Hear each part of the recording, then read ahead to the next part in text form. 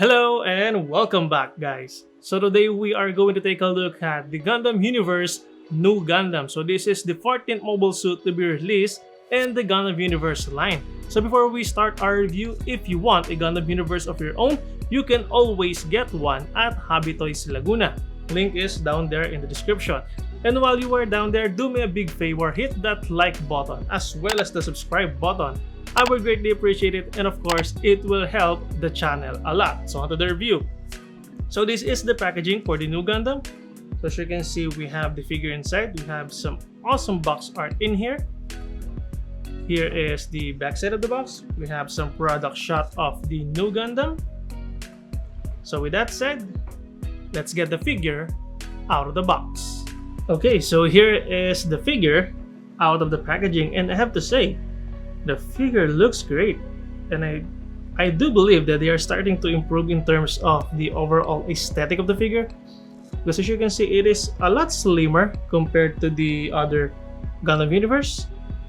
And then in terms of plastic separation, I think the only painted parts that I can spot are the yellow in here, the decal in here, and then and the yellow in the V in his crotch, and also the eyes and the green part in here, as well as the green in the forehead camera. Those are painted parts, but other than that, it's all plastic, which is a good sign. So let me zoom it in so you guys can take a better look.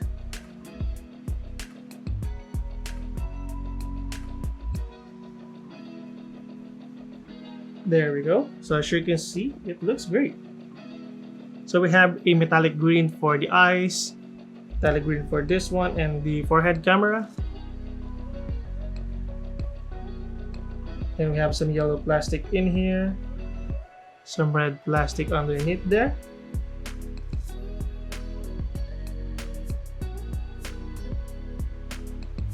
So these are all plastic, these yellow parts in here, but and these parts are the yellow parts in his legs, these ones, so these are painted also, but this one, they are plastic, as well as this one, and the yellow parts in here, those are plastic also.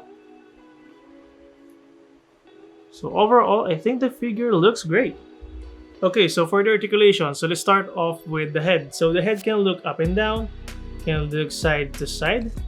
The shoulder armor, it can go up and down, can rotate a full 360, can go out about that far. Bicep swivel is there. A double jointed elbow bend, which can bend about that far. The hands are on the ball joint, so they can rotate and can wiggle around. So as for the waist area, they can go forwards and back, rotate just a little bit, tilt side to side. The front skirts, they can go out about that far, can also rotate outwards. The side skirt can go out about that far. Back skirts are fixed. The legs can kick forward and back, can also go out about that far. There is a drop down joint which you can pull. It will extend, and it will extend the articulation just a little bit. And then thigh swivel is there. A double jointed knee bend. Now the foot can go forwards and back, tilt side to side. So the articulation overall is quite decent. I think you can pull off some decent action pose with this guy. Okay, so for the accessories, so first he comes with his backpack, which is right here, and then aside from this, he also comes with his beam saber, which is just one solid plastic with a pink neon pink painted beams. So these beams are not removable, but he comes with an alternate version of the beam saber which is folded up right here. Then aside from this, he also comes with his fin panels, which is the ones up to here, they are fixed. And then the one in here this is the one that is functional. So you can just remove this like so. You can position it like so. But sadly, he doesn't come with any effect parts for this one, or he doesn't come with any extra stand to hold this like so. So you just end up using it like so. And then he also comes with an adapter, of course, for the action base.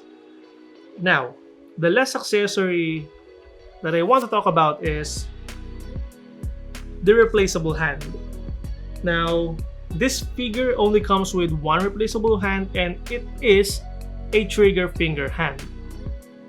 Now, I don't see a point in giving a figure a trigger finger hand if he doesn't come with any beam rifles. Now, after reviewing all of the Gundam universe, I think Bandai is mass producing this extra hand and they're just throwing it to whatever Gundam universe that they have. I mean, come on, you can just give this figure a weapon holding hand instead of this trigger finger hand. Yeah. Okay, so let's try to attach all of his accessories. So I already swapped out the hands. So let's start off with his backpack. It just pegs in like so. And then the pin funnels. Let's have to align it like so. Try not to drop that one. So there we go. Touch this one back here. There we go. And then have him hold his beam saber like so.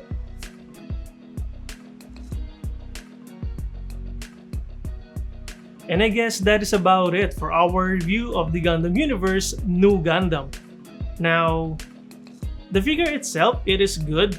I think Bandai is starting to improve in terms of the overall look of the figure. Now, the articulation, I think it's quite decent. You can pull off some decent action pose with this figure. Now, I think the biggest downside of this figure would have been the accessory. They could have just give us a standard weapon holding hand and then the fin funnels. Now, I do understand that not all of them are working or not all of them are movable. But I just wish that they could have just include a separate stand for that one movable pin funnel so that we could display it side by side with the figure itself. So yeah, I guess that is about it. I hope you guys like this video, and if you do so, please consider hitting the thumbs up button, and if you want to support this channel, consider subscribing. Thank you all for watching, stay safe, and I'll see you on the next one.